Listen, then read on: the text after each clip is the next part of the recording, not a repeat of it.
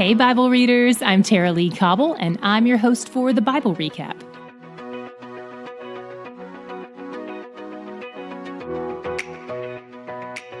The adventures of Samson continue today as we read about the man who isn't allowed to touch dead people, but who is appointed by God to kill people.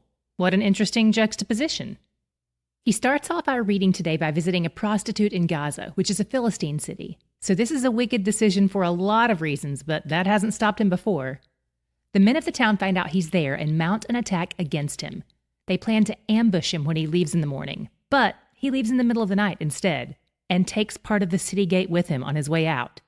I picture the men of Gaza crouched outside the city gates waiting for him to leave, then seeing him do that and having a sudden change of heart about their ambush.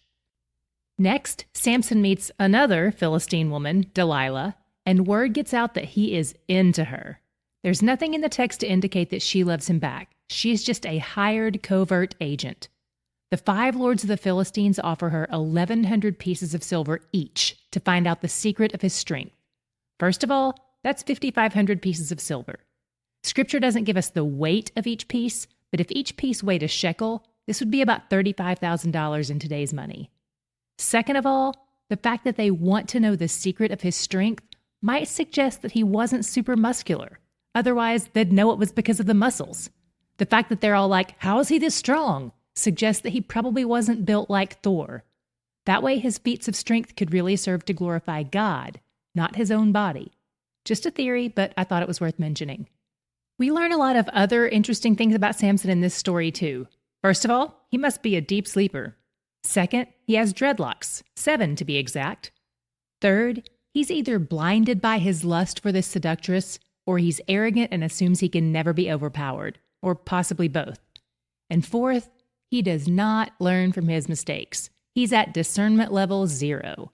She tries 3 times to find out where his strength comes from, and it's hard to tell if he doesn't trust her or if he's just being secretive like he always is, but he lies about it repeatedly. There's one thing that's interesting here that's only evident in the original text. When Samson finally gives Delilah the real answer about his strength after her first 3 failed attempts to get it out of him, he explains that he's under a vow to God, but he refers to God by his generic name, Elohim, not his personal name, Yahweh. This gives us an idea of the way he views God. It's the difference between knowing God and knowing about God. Maybe it's just me, but everything seems kind of like a joke to Samson. I love a joke as much as the next person, but he doesn't seem to take God's call on his life seriously. He's invested in the killing part, but not much else. And it's doubtful he'll ever get serious unless he's humbled, which is what happens next. Samson's disobedience leaves him vulnerable. Delilah gets her money, has a man shave his head, and the Spirit of the Lord leaves Samson. We've talked about this before, but it bears repeating. In the Old Testament, that was possible. God the Spirit didn't indwell people yet. With the exception of John the Baptist, that doesn't seem to happen until the book of Acts in the New Testament. In the Old Testament, God's Spirit traveled around a lot and is described as being over or on people, but not in them. This post-resurrection life we're living is far superior. We don't have to worry about his Spirit leaving us. Okay, back to the story. The Philistines overtake Samson, obviously, and this whole incident strips him of everything we've ever identified him with. Everything he knows about himself is gone. His dreadlocks are gone, his strength is gone, his vision is gone, and the Spirit is gone. This must have been a horrific identity crisis for him. Not only that, but the Philistines' punishments on him are oddly fitting, because they correspond to his 2 major areas of sin. They gouge out his eyes, which have been a major weakness for him, and they force him to do a woman's work, grinding at the mill, which has to be an affront to his pride as well. Without God, he doesn't even have the strength to do a regular man's work. But as his hair grows back, so does his strength. One day they bring him out at one of their pagan festivals where they sacrifice who knows what, and he's supposed to entertain them. Sometimes this kind of thing involved taunting or beating the prisoner, but all we know is that it probably didn't involve feats of strength, because as far as they know, he's weak now. Regardless, what we do know is that Samson cries out to God, and this time he calls him Yahweh. And he asks for strength. This indicates that he may have been repentant after he'd hit rock bottom. He calls God by his personal name, and he recognizes God as the source of his strength. Then Samson pushes over 2 of the load-bearing pillars of the temple, and the whole thing comes crashing down and kills everyone, including him. As we move on to chapter 17, we transition out of the personal accounts of the judges into some stories that just show us the sheer level of anarchy that's happening throughout Israel at this point. We start with a man named Micah, who is an Ephraimite. He steals some stuff from his mom, then confesses, and she decides to build an idol to Yahweh in response. See anything wrong so far? This is the first of many instances where the people demonstrate both a lack of awareness of God's laws and a total disregard for the ones they do know. Because as 17:6 says, everyone did what was right in his own eyes. Without leadership, people self-govern, but it's usually too subjective to be righteous or good. For instance, Micah sets up a little temple in his house and ordains his son, an Ephraimite, not a Levite, as a priest. It seems that Micah has actually set up his own little secondary holy site here, which is not just unauthorized by God, but is actually wicked and defiant. Later, Micah meets a man named Jonathan, who is a Levite appointed to live among the tribe of Judah. Micah realizes that this is his chance to have an actual Levite priest, not a pretend Levite priest like his son.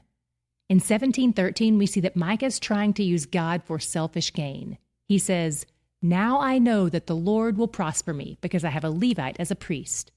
Micah also made his own ephod, which we already know is a violation of God's command. An ephod contains the Urim and Thummim, which are used to discern God's will. So having his own replica suggests that he's trying to go after things that aren't appointed to him. Stay in your lane, Micah. We could say it's a good thing that he wants to know God's will. I mean, don't we all? But he's going about it in ways that are dishonoring to God, kind of like King Saul when he visited the medium. This makes it clear that Micah is more interested in getting answers and being powerful than in drawing near to God.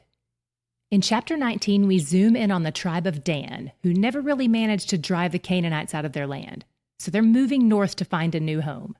They run into Jonathan, Micah's priest, and ask him if it's okay for them to abandon the land God allotted to them. He gives them hopeful but wicked counsel.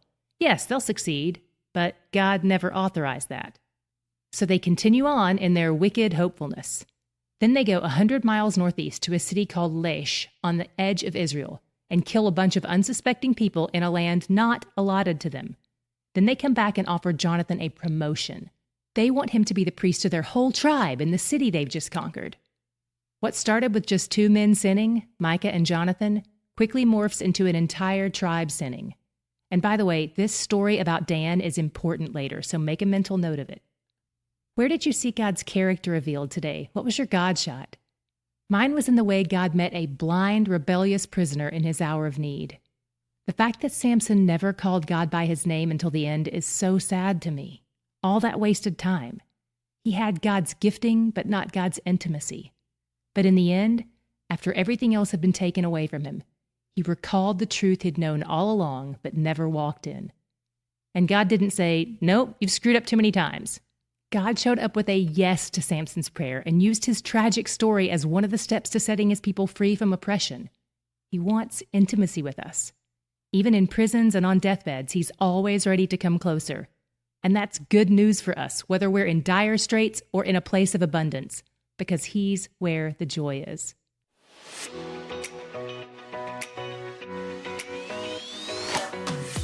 The Bible Recap is brought to you by D Group, discipleship and Bible study groups that meet in homes and churches around the world each week. For more information on D Group, visit mydgroup.org.